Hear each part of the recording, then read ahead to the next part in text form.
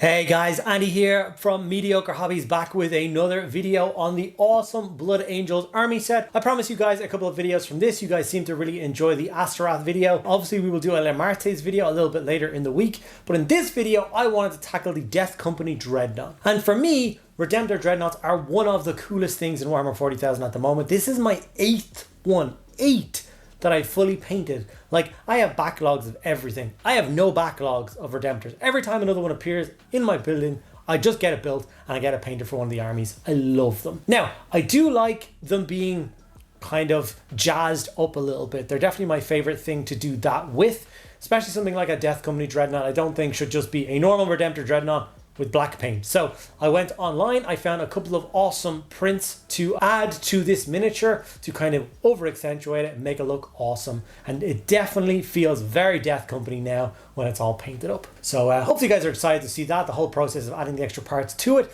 my thoughts and reasonings behind it, and then a little bit of a video on how to paint it up. Before I get into the video, I just want to say a huge thank you to all of you guys out there that support me in all the myriad of ways that you do, whether it be by watching my videos, whether it be liking, commenting, subscribing. All of those things are super important. They cost you absolutely nothing, but they mean the world to us creators out there trying to put as many videos as we can on the internet to help you guys out or entertain you. The two most important ways are, of course, obviously to become a channel member of the YouTube channel or a Patreon member. Both of those are linked down below in the description. Those are the things that literally pay the bills, keep the lights on, the cameras rolling. So if you want to support the channel and help us grow, that's the best way to do it. Okay, let's dive in and get this Dreadnought painted up. Okay, so here is the Death Company Dreadnought in all its glory. As you can see, I have added quite a few extra parts to really make this thing pop and give all that kind of awesome Death Company iconography, the cross reds, all the Blood Angel symbols, even an early tabard between his legs. Just add another pop of color and break up all the black that these models usually are. Now, I am sure a lot of people would love to know where these files are from. They are not created by me, they're created by someone else. I paid for them, downloaded them and printed them myself. But I am super nervous about sharing files, details and stuff like that. Creators have made videos before showcasing stuff, and then though that stuff has been asked to be taken down. So I'm choosing not to share that. But if you go on Cult and have a look around yourself, I'm sure it will not take you long until you find it yourself, okay? And that's all I'm going to say on that. So hopefully it doesn't annoy anybody, but I'm just trying to, cover my bases. So the model was sprayed black and then it was sprayed lead belcher. A lot of people ask me, like when I do my Custodes videos or my Black Templars videos, why I do the black and then do the silver. So the silver isn't really a true primer. Like if I did just a solid coat of silver, all of the like plastic left behind and also the surface would be super smooth, that the model would become hydrophobic. And what that means is it does not take contrast well at all. You would start to apply contrast and it would like pull back up on itself. It's like awful situation. It's really annoying when it happens. And I found the best way to avoid that is to have one solid coat of black first, and then go over the top of that with lead belcher. I know it's twice the amount of spray, it seems quite wasteful, but I promise you it stops a lot of headaches in the future, and it's something that I do and something I will continue to do. If you are curious about trying just silver, by all means go ahead and try it, but if halfway through you realize that your paint isn't sticking on it, don't come crying to me. Okay, so like I said, some awesome pieces. I'm going to start with some Black Templar contrast and block in all of the panels on this awesome Dreadnought that are required to be black.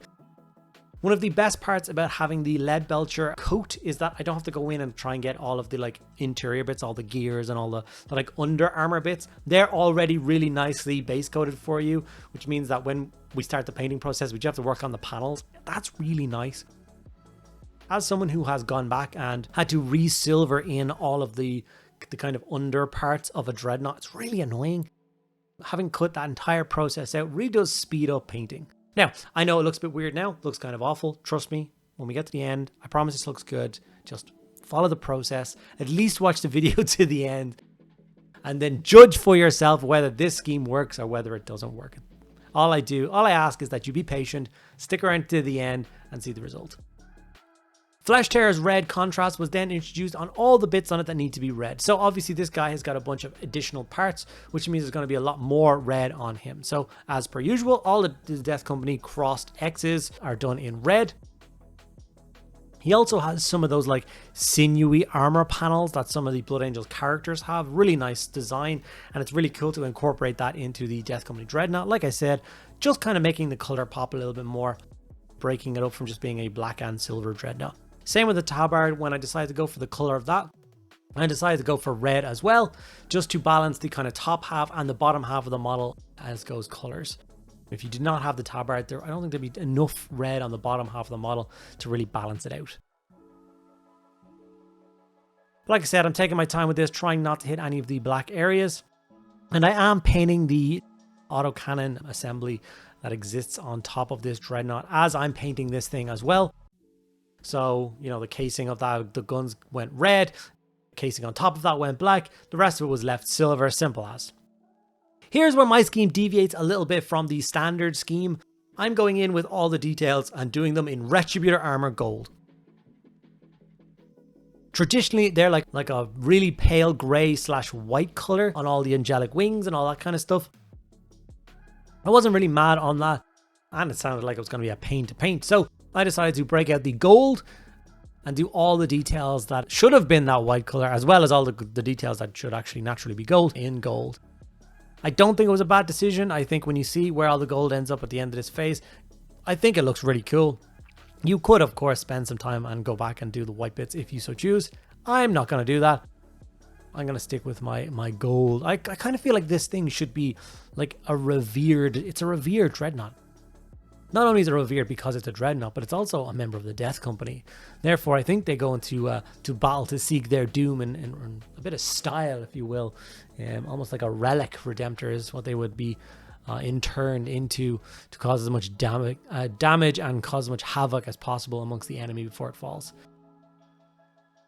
Morghast bone was then brought in for all of the bits that needed to be creamed. So obviously the skull that's in the middle of the helmet, all of the paper bits from all of the purity seals, and any of the other like seals and stuff that are like daubed on the armor, bolted on the armor, if you will.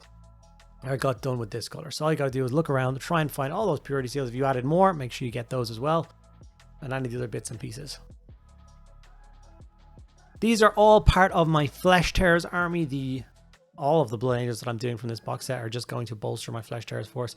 And it is something that I forgot to do, was add a Flesh Tearers symbol anywhere on this Dreadnought, which is kind of irritating, but I also couldn't imagine where I would stick a Flesh Tearers symbol. He's fairly jam-packed as it is, so hopefully he just blends in nicely. So with all those details done, the black, the red, the gold, the bone, it is time to shade the miniature. And what we're going to do here is go in with Nuln Oil and apply this to the entire miniature. Every single part of this model is going to get hit with a coat of Nuln Oil. This is going to really darken up all those black areas. All those streaks that you see through the contrast pretty much disappear. And any of those streaks that do still reappear, we're going to tidy this up in a minute with a very quick dry brush. It's also going to shade the gold nice, it's going to shade the red nice. It's just going to get the model ready for the layering process, which won't take long at all. It's one of the goals I try and do for you guys when making these videos, is make them as quick and as nice and neat and proper as you can get. I mean, if you get this box set yourself, you've got a Dreadnought, 2 characters, and 20 Space Marine miniatures. This is not a small amount of painting ahead of you. It's not even a small amount of building ahead of you. So if I'm able to give you guys a couple of videos which help you churn through those, so you can continue working on all the other projects we're all working on at the same time, then I think that's a win-win.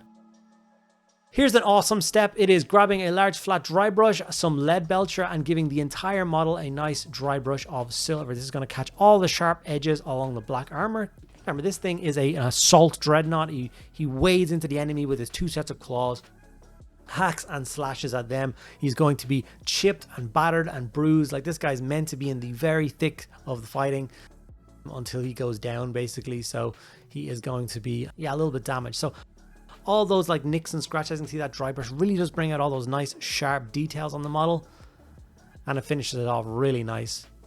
Time to work up all those red details now. So we're going to go for Mephiston red, and then after that we're going to jump up to Evil's Sun Scarlet on all of the red details.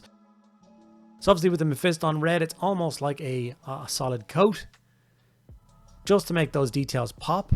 Using the Flesh Tearers red contrast is basically just the base coat. If we miss some of the areas that are like tied in or around the purity seals in the middle of those metals, that's okay. Those will be the nice shaded areas. It's perfectly natural for it to be a little bit darker than the rest. But any of the other flat areas are going to need it to get a coat of the Mephiston red. Now, obviously, we've added so many extra details on this miniature that require some red. So this step here will take the longest out of, I think, anything else on the project. The Mephiston red and the Evil Sunz Scarlet. I think doing those 2 steps, I think, took about 20-25 minutes to do, which is, like I said, if that's the longest step, then yeah, you're good. Like, I got this miniature painted in this video edited in a single day, so you know, it's not hard to get one of these models to kind of painted up and ready for the tabletop. Will I be looking to add more dreadnoughts to my Flesh Tearers force? Potentially, yeah, I do like them. A pair of Death Company Dreadnoughts is always better than a single.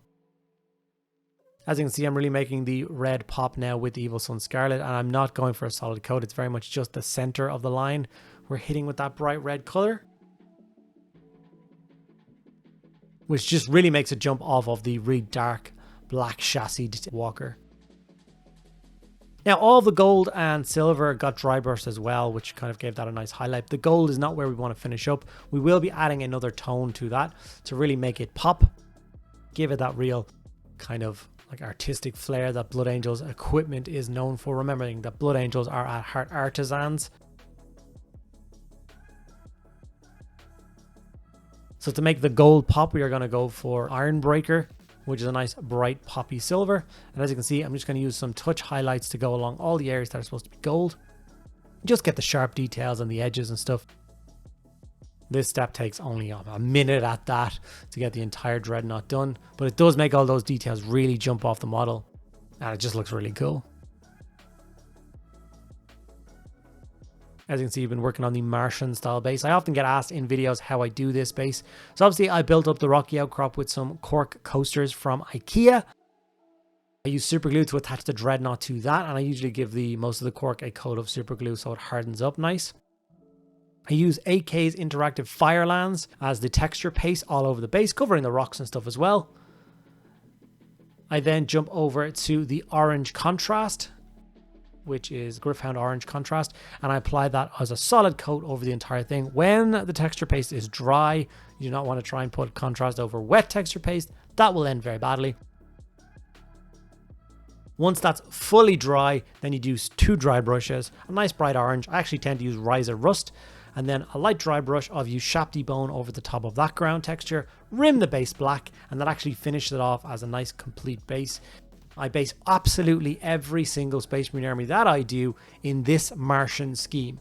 The idea being, if in the future I decide I want to get in and play a couple of Apocalypse games, and I want to take my Adeptus Astartes forces as a combined army and use them in a big game, even though my Flesh Tearers won't match my Black Templars, won't match my Executioners or whatever, because they all have similar bases or identical bases, they will seem like a cohesive force just fighting together for this day, which I think is really cool.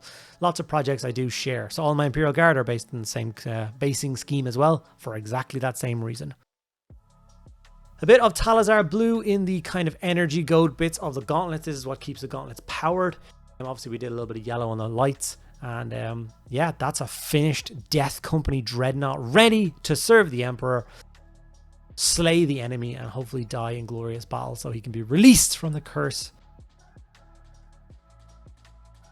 Here he is, a couple of still images to give you guys an example of what he might actually look like on a tabletop. Like I said, as a piece that I did in a single day, really pleased with it. I'm really liking how this little box set as a project is turning out. Can't wait to get stuck into more of it. Hopefully, at some point too, get my Flesh Tearers on the table, because, confession time, my Flesh Tearers have never been on a tabletop, so I've never had a chance to play with them. So once I get these Death Company added in, I think it's about time we get some games in.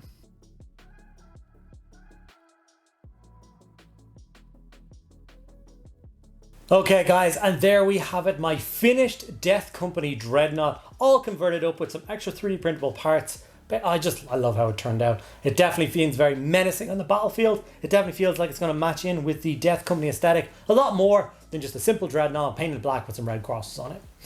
As you can see, there's a couple of extra models in here. These are actually my new Death Company Assault Marines, and these are also swathed in awesome new 3D printable stuff. They've got a set of shoulder pads and some wings, which I'm kind of very Curious to see how these Death Company are going to look with nice black wings to match Astaroth. And if you guys want to see those in a future video, please do let me know. Okay, if you enjoyed this video though, make sure you do the 3 things that really do help all of us creators out. Like the video, comment if you have anything to say, make sure you're subscribed, costs you nothing, means the world to us. And if you want to help us out even further, there's things like Patreon and YouTube memberships down below. Thank you guys so much for sticking around to the end of this video. I hope you enjoyed it. Please do let me know what you want to see next for the Blood Angels Battle Box. And I'll see you in the next one.